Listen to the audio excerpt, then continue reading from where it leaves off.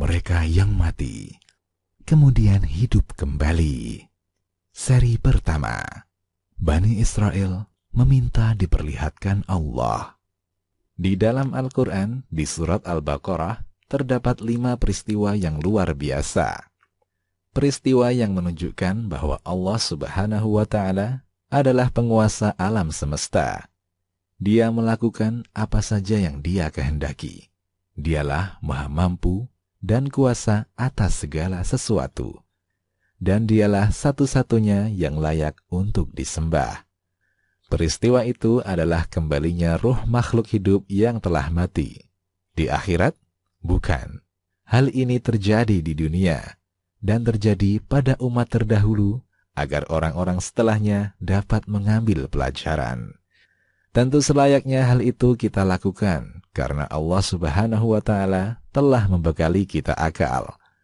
Peristiwa pertama adalah kejadian tentang lancangnya Bani Israel dari kaum Nabi Musa alaihi salam. Mereka meminta agar diperlihatkan Allah Subhanahu wa Ta'ala. Allah Subhanahu wa Ta'ala berfirman, "Dan ingatlah ketika Musa berkata kepada kaumnya, 'Hai kaumku, sesungguhnya kamu telah menganiaya dirimu sendiri, karena kamu telah menjadikan anak lembu sebagai sesembahanmu. Maka bertaubatlah kepada Tuhan yang telah menjadikan kamu, dan bunuhlah dirimu.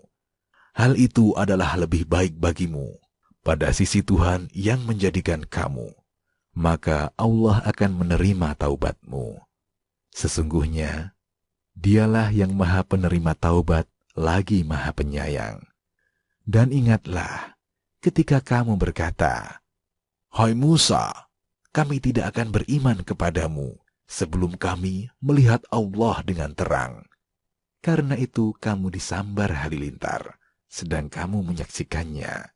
Setelah itu, kami bangkitkan kamu sesudah kamu mati, supaya kamu bersyukur." Quran Surat Al-Baqarah ayat 56.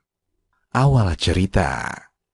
Kisah ini bermula tatkala Nabi Musa alaihi salam dipanggil Allah Subhanahu wa Ta'ala untuk menerima wahyu. Sebelum menuju Rabb-Nya, Musa menitipkan Bani Israel kepada saudaranya Harun alaihi salam, agar Harun mengawasi, mendidik, dan membimbing mereka, dan jangan membiarkan mereka berpaling kepada kekufuran. Apalagi gelagat penyimpangan sudah tampak ketika baru saja mereka selamat dari lautan dan menyaksikan Fir'aun dibinasakan. Bani Israel berkata, sebagaimana firman Allah Ta'ala, "Dan kami seberangkan Bani Israel ke seberang lautan itu. Maka setelah mereka sampai kepada suatu kaum yang tetap menyembah berhala mereka, Bani Israel berkata, 'Wahai Musa, buatlah untuk kami sebuah Tuhan berhala, sebagaimana mereka mempunyai beberapa Tuhan berhala.'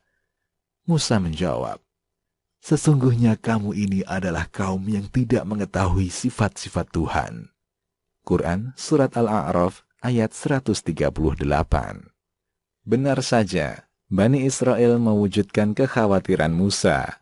Nikmat besar dari Allah Subhanahu wa Ta'ala diselamatkan dari Fir'aun terlupa begitu saja. Tampillah seorang dari kaum Nabi Musa yang bernama Samiri. Ia bukanlah seorang Bani Israel, namun ia mampu mempengaruhi mereka dengan cerita rekaan nafsunya. Samiri mengajak Bani Israel menyembah sebuah berhala emas yang berbentuk sapi. Allah Subhanahu wa Ta'ala berfirman, "Dan ingatlah ketika kami berjanji kepada Musa memberikan Taurat sesudah 40 malam. Lalu kamu menjadikan anak lembu sebagai sesembahan sepeninggalnya, dan kamu adalah orang-orang yang zalim." Quran Surat Al-Baqarah ayat 51. Saat Bani Israel lari dari Fir'aun, sebagian mereka mencuri emas dari negeri Mesir. Lalu setelah melintasi laut, Musa memerintahkan agar membuang emas tersebut karena harta itu tidak halal untuk mereka. Allah Subhanahu wa Ta'ala mengabadikannya dalam firman-Nya. Mereka berkata, Kami sekali-kali tidak melanggar perjanjianmu dengan kemauan kami sendiri, tetapi kami disuruh membawa beban-beban dari perhiasan kaum itu, maka kami telah melemparkannya, dan demikian pula Samiri melemparkannya. Quran Surat Thaha ayat 87. Samiri mengumpulkan emas-emas tersebut dan menjadikannya patung sapi, sebuah patung yang apabila udara masuk lewat bagian belakangnya, maka akan keluar suara dari mulut patung sapi tersebut. Bani Israel pun takjub dengan benda tersebut. Samiri berkata kepada mereka, "Ini adalah Tuhannya Musa, Tuhan yang dia pergi untuk bertemu dengannya." Al-Khamis. Allah Subhanahu wa Ta'ala berfirman, kemudian Samiri mengeluarkan untuk mereka dari lubang itu anak lembu yang bertubuh dan bersuara. Maka mereka berkata, "Inilah Tuhanmu dan Tuhan Musa, tetapi Musa telah lupa." Quran Surat Thaha ayat 88. Subhanallah, alangkah cepatnya mereka tergelincir. Padahal mereka telah menyaksikan kekuasaan Allah dengan indera mereka. Mata mereka melihat kejadiannya, telinga-telinga mendengar gemuruhnya, kulit-kulit mereka merasakan suasananya. Namun pengingkaran pun tetap terjadi. Demikian pula umat ini, umat yang telah diutus sebaik-baik utusan, Muhammad sallallahu alaihi wasallam, umat yang telah diterangkan kepada mereka Al-Quran. Mata dan telinga umat ini telah mendengar apa yang terjadi pada umat terdahulu. Pula akan tergelincir jika mereka lalai dari ketaatan. Nabi sallallahu alaihi wasallam bersabda, "Bersegeralah melakukan amalan soleh sebelum datang fitnah, musibah seperti potongan malam yang gelap." Yaitu, seseorang yang pada waktu pagi dalam keadaan beriman, dan di sore hari dalam keadaan kufur, dalam keadaan kafir. Ada pula yang sore hari dalam keadaan beriman, dan di pagi hari dalam keadaan kafir. Hadis riwayat Muslim. Sekembalinya Musa dari menerima wahyu, ia melihat kejadian yang sangat buruk itu. Ia sangat marah, tanpa sadar ia lemparkan wahyu yang baru saja ia terima. Wahyu yang berisi kalamullah. Dan tatkala Musa telah kembali kepada kaumnya dengan marah dan sedih hati, berkatalah ia, "Alangkah buruknya perbuatan yang kamu kerjakan sesudah kepergianku. Apakah kamu hendak mendahului janji Tuhanmu?" Dan Musa pun melemparkan luh-luh Taurat itu. Quran Surat Al-A'raf ayat 150. Lalu ia temui saudaranya Harun yang telah ia amanati untuk menjaga kaumnya. Dan Musa memegang rambut kepala saudaranya Harun sambil menjambaknya ke arahnya. Quran Surat Al-A'raf ayat 150. Bani Israel tidak berani melakukan perbuatan buruk ini tatkala Musa alaihi salam berada di tengah-tengah mereka. Mereka sangat takut kepada Musa, karena Musa adalah seorang yang keras dan tegas terhadap mereka.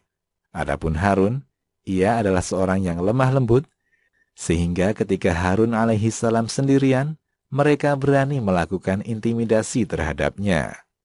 Harun berkata, "Hai anak ibuku, sesungguhnya kaum ini telah menganggapku lemah, dan hampir-hampir mereka membunuhku. Sebab itu, janganlah kamu menjadikan musuh-musuh gembira melihatku, dan janganlah kamu masukkan aku ke dalam golongan orang-orang yang zalim." Quran Surat Al-A'raf ayat 150. Kedatangan Nabi Musa alaihi salam, apalagi dalam keadaan marah, membuat Bani Israel berhenti dari perbuatan mereka.